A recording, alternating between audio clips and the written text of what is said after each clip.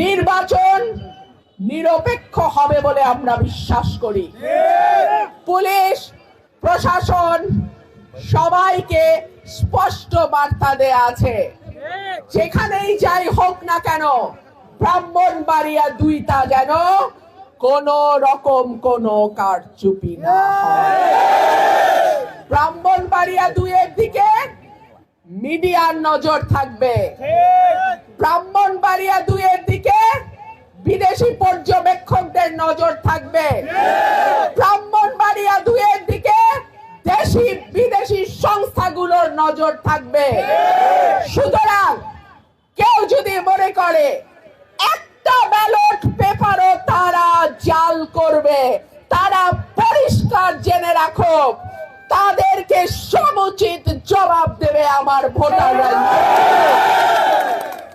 আপনাদের কাছে আমার ছোট্ট একটা অনুরোধ, আপনাদের বাবা চাচার ভোটে আমার বাবা অলি আহাদ নির্বাচিত হয়েছিল, কাজ করতে পারে নাই। তাহেরউদ্দিন ঠাকুরকে ভুলভাবে মিথ্যাভাবে কারচুপি করে জয়ী ঘোষণা করা হয়েছিল।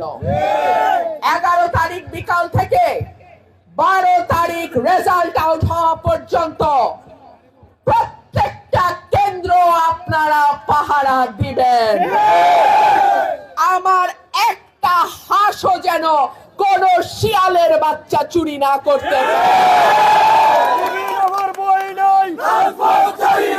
হাঁস মার্কা উন্নয়নের মার্কা, হাঁস মার্কা গণতন্ত্রের মার্কা, হাঁস মার্কা সততার মার্কা, হাঁস মার্কা সাহসের মার্কা, হাঁস মার্কা ওয়াদা যা দেয় সেই ওয়াদা রক্ষা করার মার্কা, হাঁস মার্কা জনগণের মার্কা, হাঁস মার্কা 300 এমপির বিরুদ্ধে একা লড়াই করা। 14 রকম কথা বলে এবং শেষমেশ ঘরের চিপায় গিয়া লুকায়। তাদের ভয় ভীতিতে পাত্তা দেওয়ার কিছু আছে? আমার একটা ভোটারের পশম ধরার আগে আমাকে আঘাত করতে হবে। ইনশাআল্লাহ নির্বাচনের আর আছে 12 দিন। প্রশাসনের সঙ্গে আমি আলাপ করেছি, কোন রকম ভুয়া মামলা কারো বিরুদ্ধে হবে না, কোনোভাবে কাউকে হয়রানি করা হবে না, কোনোভাবে কাউকে জুলুম করা হবে না।